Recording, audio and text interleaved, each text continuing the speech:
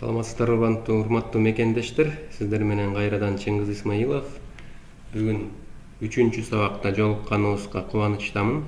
Анда эмесе жумушчудан жеке ишкерге кантип айланса болот? Продолжаем. 3-чү сабак сиздин айырмачылык. Өзүңүздөр билесиз, 2-чи сабакта биз 5 сапатты аныктап, анан ошол 5 сапатка упай беришибиз керек эле да. Канча деңгээлде ал тапшырманы аткардыңыздар, ошондон ошо ийгилигиңиз көз каранды болот да. Сапаты кандай болот, баасы кандай болот, тейлөөсү кандай болот, ылдамдуулук жана жайгашкан жери. Ошонун бардыгына сиздин ийгилигиңиз көз каранды. Анда эмесе бул 3-чү сабакта сиздин айырмачылыгыңызды негиздешиңиз керек да. Азыр абдан конкуренттүү, абдан чоң конкуренция маалында жашап атабыз. Ошон үчүн мурун бир нерсе ачып койсоң эле иш жүрө берчү да. Азыр андай болбой калды. Андан сырткары 2 жылдын тегерегинде уже жанагы пандемия болуп, кризис болуп, мурдагыдан да конкуренция күчөп, азыр уже конкуренция интернет тармагында боло баштады да. Ким ушул кризис деген эмне? Бул деген переходный период деп коебуз да. Мурунку ыкмалар иштебей калганда уже жаңы ыкма менен жашашыбыз керек. Ошон үчүн даже бул жаңы ыкма менен колдонуп, ким өзгөчөлүгүн жакшы элдерге тартуулап, анан кардарлардын көйгөйлөрүн эртерээк чечип атса, ошол жеңишке жетип атат да. Анда эмесе ушуну баштайлы. Мына мен сиздерге жөн эле суроо берип көрөйүн. Эмне үчүн кардар сизди тандаш керек? Конкуренттерден кандай айырмачылыгыңыз бар да? Мына мисал үчүн өзүңүздөр билесиз, газдалган напитоктор бар да, газированный напитки. Анан ошону карасаңыз эле, бири менен бири конкуренция болгон толтура түрлөрү бар. Ошол лимонад бар, кола бар, квас бар, пепси бар да. Ошентип эле бул эле нишада канча деген конкуренттериңиз бар да. Өзүңүздөр билесиз, кыргыздардагы кыргыз кола деп ойлоп таап, жанагы классический кока-колага атаандашып атат да. Бирок бул жакта эң биринчиден баасы менен айырмачылык көрсөтүп атышат. Кыргыз кола арзаныраак болуп атат да. Анан жанагы көптөгөн легендалар, историялар тим эле чыгып кетпеди беле, что классический колада мындай зыян келтирген бир кошумчалар бар экен, кыргыз колада андай жок деген дагы сөздөр бар да. Иши кылып, эң биринчи өзүңүздүн нишаңызда конкуренция болот. Мына мисал үчүн узкий сегментти алсак, кыргыз коланын конкуренти бул Coca-Cola жана Pepsi да. А эгерде ушул тармак газированный напитокты кеңири карасак, анда ошол эле жушес, ошол эле квас жана башка суусундуктар дагы сизге конкуренция болуп калат да. Эми ошол конкуренттерден сиздин айырмачылыгыңыз кандай? Муну сиз кантип табасыз? Эгерде сиз менин продукциям, услугам кандай көйгөйдү чече алат? Ошол суроого так жооп бере алсаңыз, ошондо айырмачылык болот да. Мисал үчүн сиздер ойлойсуңар, элдер дрель алат, ошо дрель жактан мен деген конкурент болушум керек деп ойлойт. Чынында караганда элдерге дрель керек эмес, дубалда тешик керек да. Ошондой эле пылесос керек эмес, үйдөгү тазалык керек. Кола эмес, суусунуңду кандыруучу жана рахат алуучу бир суусундук керек да. Анан телефон эмес, уже статусту өстүрүүчү аксессуар керек. Мына мисал үчүн толтура телефондор бар да, ошол эле өзүңүздөр билесиз, Samsung, Xiaomi, анан Apple. Эмнеге ошо Apple өтүп атат аябай? Анткени бул статусту бийик көтөрүүчү аксессуар катары колдонулат да. Эгерде сиз iPhone көтөрсөңүз, анда уже даражаңыз чоң болуп атат. Анан мисал үчүн аялдарга көйнөктөр аябай көп түрү бар, баалар ар кандай. Бирок эмнеге ошол көйнөктүн ичинен кайсы көйнөктөр өтүп атат өзүңүздөр билесиз? Жөн эле комфорттуу көйнөк эмес, именно мактанууга татыктуу көйнөктөр өтөт да.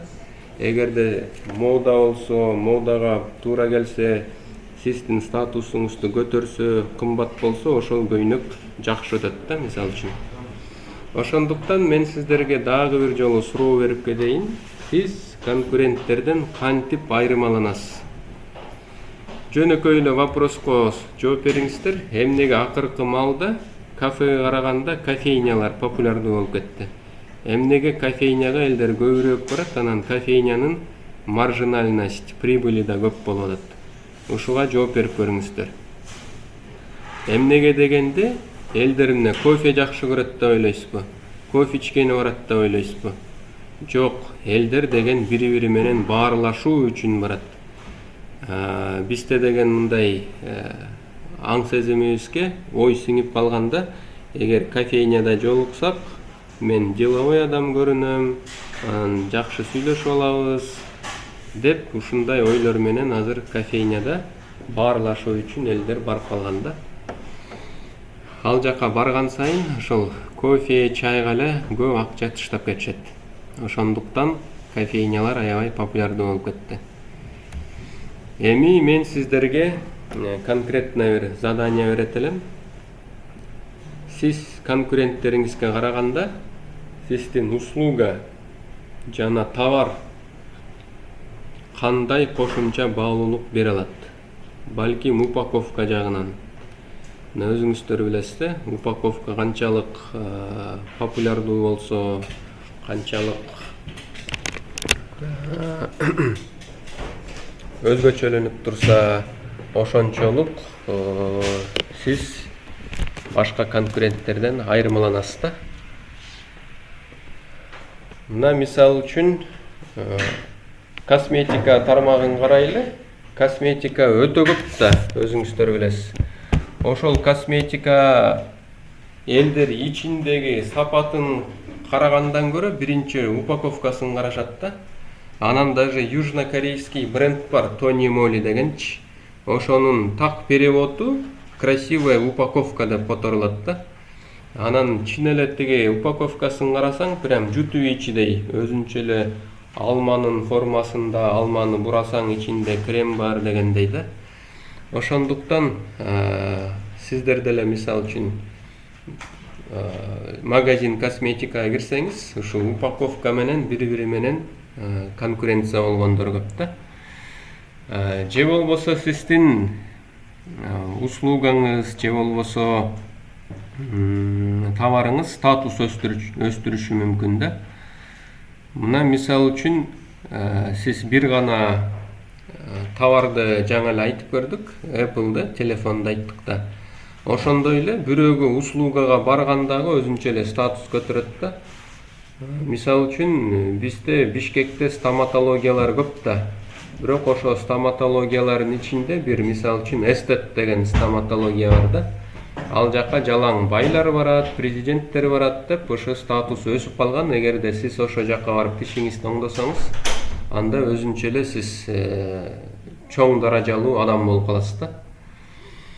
Дагы эле ошондой популярдуу бизнес тренерлер деле. Мисал үчүн мен мында окуп келгем, же болбосо мен тигинден сабак алгам, же болбосо тигил менин наставнигим деп айтканга дагы, эгерде ошол наставник чоң даражада турса, ал дагы сиздин статусуңузду өстүрөт да. Ошондой эле биз аракет кылабыз, мисал үчүн досторубуз, айлана чөйрөбүз мындай бийик статустагы адамдар болсо деп аракет кылабыз да. Балким ошол сиздин саткан товарыңыз же услугаңыз популярдуу кылышы мүмкүн да. Популярдуу дегенде мына бизде шоу бизнесте блогерлер көп да, подписчиктер көп Инстаграмда. Ошол адамдар менен башка адамдар мындай мамиле кылгысы келет да. Балким мен дагы ушулар менен сүрөткө түшүп чыгарып калсам, мен да популярдуу боло калам деп ойлойт. Же болбосо жана той бересиз да, той бергенде сиз популярдуу адамдарды чакырасыз да.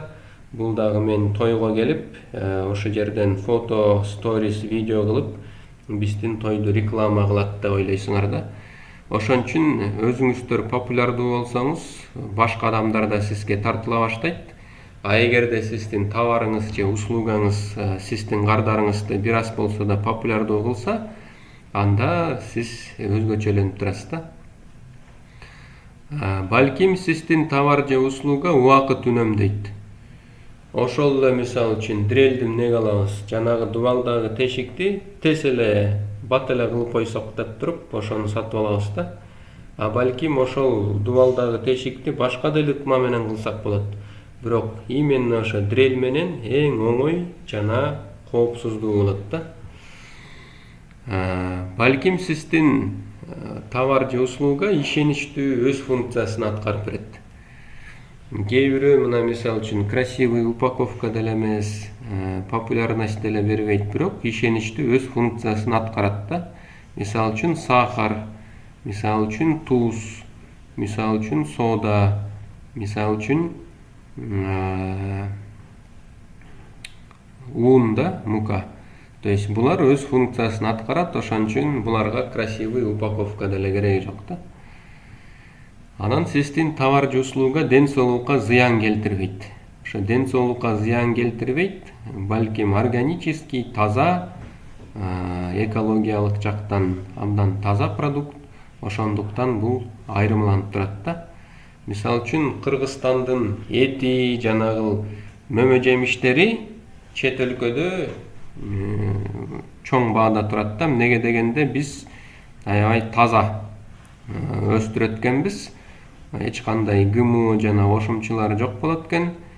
Ошончолук канчалык жанагы кошумчалар жок болсо, ошончолук бул органически чистый продукт болот. Ошон үчүн тез бузулат да. Эт деле тез бузулат, жана мөмө жемиштер деле тез бузулат. Анткени булар таза. Ошондуктан биз көп экспорттой албайбыз.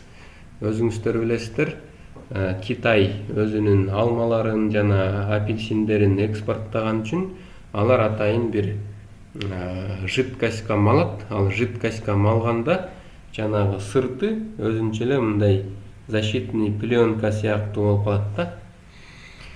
Ошондуктан эгерде сиздин продукцияңыз ден соолукка зыян келтирбесе, сиз дагы айырмалансаңыз болот. Ошону кайрадан баса кардарларга айтышыңыз керек да. Дагы балким сиздин продукцияңызды жана услугаңызды сатып алса, бул социалдык өзгөрүүлөргө кошулуу болот да. Мисалы үчүн Томс деген бизнес билесиздер да. Томс деген ботинка чыгарган, мындай макасина чыгарган чоң международный компания бар да. Анын негиздөөчүсү эле кандай болду эле? Мунун негиздөөчүсү Африкага барат да. Африкага барганда элдер ушунчалык кедей болот, что бут кийимге каражаты жок да. Ошондо балдар бут кийими жок болгондун үчүн мектепке бара албай калган күндөр болот да. Ошондо бул бала ойлойт, кантип мен ошол Африкадагы балдарга бут кийим менен жардам берип, аларды камсыз кыла алам деп ойлонот да. Анан мындай бизнес түзөт да. Эгерде сиз ал өзү ошо бут кийим чыгарган ишкерлик ачат. Эгерде сиз бул бут кийимди сатып алсаңыз, экинчи пара бут кийим ошол Африкадагы балдарга гуманитарный жардам катары жөнөтүлөт да. Ошентип бунун бизнеси тез аранын ичинде өсүп, өнүгүп, дүйнөлүк масштабта бренд болуп, анан аябай мындай миллиарддаган акчалар оборот болуп турат. Ошондуктан эгерде сиз социалдык бир көйгөйдү чечсеңиз, өзүңүздүн продажаңыз мененчи, анда сиздин бизнесиңиз айырмаланып турат да. Ошондой эле сиз көрдүңүз беле, мисалы үчүн бизден, скажем так, бизден бир машина сатып алсаңыз, 1000 сом балдар үйүнө барат да, мисалы үчүн. Ошондой лозунг менен продажа кылса болот. Дагы бир кандай мүмкүнчүлүк. Эгерде сиздин товарыңызды же услугаңызды сатып алса, анда лотереяга кошулуп приз утуп алышы мүмкүн да. Мен билем, жанагы 90-жылдары бета чай чыкканда, аны түрктөр баштаган. Эгерде ошол бета чайдын үстүндөгү крышкасын 5-өөнү чогултсаң, сен анда лотерея алып, машина утуп алганга мүмкүнчүлүк ачылчу да. Элдин баары бета чай алып, үстүндөгү крышкаларын чогулта баштаган, машина утуп алам депчи. Анан алар дагы акылдуу экен да, ошол машинаны деген шоу бизнестин эстрада артистине берип коюшту, анан ушул утту да коюшту да. Анан дополнительно реклама кылып алышты. Карапайым адамдар крышка чогултуп жүргөнү менен иштери жок да. Бирок бул факт. Эгерде мына мисалы үчүн акыркы учурда Pepsi'ni ачсаңыз деле, Coca-Cola'ны ачсаңыз деле, крышканын астында бир номерлер бар да. Ошо номерди сиз интернет аркылуу регистрация кыласыз. Сизге бир виртуальный билет келет, и ошо менен сиз розыгрышка катышсаңыз болот. Ошондой ар кандай фишкаларды ойлоп табышат да. Анан дагы кандай? Упаковканын ичине моменталдык приз утуп алышы мүмкүн да. Эгерде сиз продукциянын ичине ошондой упаковканын ичине моменталдык приз салып койсоңуз, анда дагы кардарлар ала берет. Мисалы үчүн эмнеге балдар, дүйнө жүзүндө балдар киндер сюрпризди жакшы көрөт. Анткени шоколад жөн эле шоколад жеп койбой, ичинде оюнчугу бар. И өзү билбейт да кандай оюнчук чыгаарынчы. Ошон үчүн дайыма жанагы любопытство деген бар да. Ошо любопытствонун артынан кечке эле киндер ала беришет да. Анан дагы билем, көп жанагы чайлар жаңы баштайт го. Чай жаңы баштаганда ичине кичинекей чай кашык салып коет. И жазат да. Эгер бул чайды сатып алсаң, ичинде чай кашыкты белекке алсаң болот депчи. Ошентип чай кашыкты алып калайын деп көбү бул чайды сатып алышат. Дагы кандай өзгөчөлүк болушу мүмкүн? Балким сиздин товар же услуганы алса, бул жергиликтүү аймакка салым кошулат да. Мисалы үчүн кээ бир айылдар же аймактар бар да, ал айылда же аймакта бир эле завод, бир эле өндүрүш болушу мүмкүн да. Эгер сиз ошонун кардары болуп продукциясын сатып алсаңыз, бул общий эле жанагы айылга салым кошкондой болот да. Анткени ал предприятие өзүнүн айылына салым кылып турат там. Спорт жагынан жардам берип турат, же болбосо жол салганга, көпүрө салганга жардам берет. Ошон үчүн сиз бул компаниядан алганга аракет кыласыз да. Ошондуктан дайыма сиз бизнес ачаардан мурун, жеке ишкерликти баштагандан мурун дайыма ойлонуп көрүңүз. Мен кантип өзгөчөлөнөм? Эмнеге кардар мени тандаш керек? Мен кандай бир кошумча баалуулук бере алам? Ошону дайыма ойлонуп көрүңүз. Кагаз ручканы алып алып, ар кандай варианттарды жазып көрүңүз. Жазып көрүп, анан ошонун ичинен бирөөнү тандайсыз да. Анда эмесе мен сизге бүгүн дагы бир жакшы сабак өтүп бердим. Самое главное, сиз эмне үчүн кардар мени тандаш керек деген суроого жооп беришиңиз керек. И өзүңүздүн товар услугаңыздын 5 өзгөчөлүгүн жазып чыгышыңыз керек. Анда эмесе көрүшкөнчө сак саламатта болуңуздар. Эгерде кандай суроолор болсо комментарийге жазыңыздар. Эгерде жакын бир досторума, туугандарыма пайдасы тийсин десеңиз, анда видео менен бөлүшүп коюңуздар. Сиздер менен Чыңгыз Исмаилов болду, Жети китептин автору. Instagram, Facebook, YouTube'да Чыңгыз Исмаилов деп таап катталып койсоңуздар болот. Кудай буйруса көрүшкөнчө сак саламатта болуңуздар.